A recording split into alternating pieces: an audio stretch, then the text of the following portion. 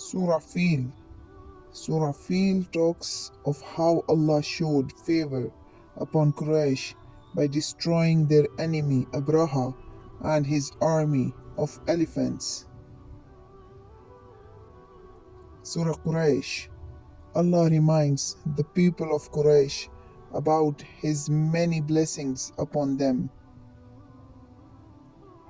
Surah MAUN. Surah MAUN lists the qualities of the people of Quraysh in their opposition to the Prophet Muhammad sallallahu alaihi wasallam. Surah KAUTHAR. Allah reminded the Prophet sallallahu alaihi wasallam of Al-Kauthar, a river in paradise, from which believers will be given a drink. Surah KAFIROON. Surah KAFIROON is a defined message from Allah that there can never be any mixing in the religion of Allah. Surah Nasr. Surah Nasr is a guarantee from Allah that victory will come for the Prophet sallallahu alaihi wasallam, and Prophet Muhammad sallallahu alaihi wasallam is told of the multitudes of people who will accept Islam.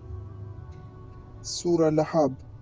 Allah gives an example of one of the worst of enemies of the Prophet Muhammad sallallahu alaihi wasallam, Abu Lahab, and tells us of his and his wives' abode in hell.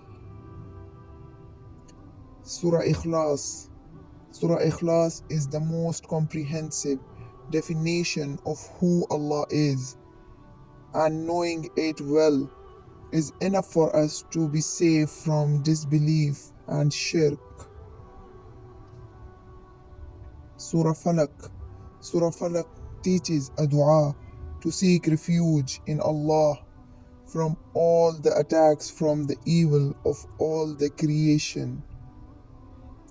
Surah NAAS. Surah NAAS teaches a dua to seek refuge in Allah from all the attacks from inside our own selves.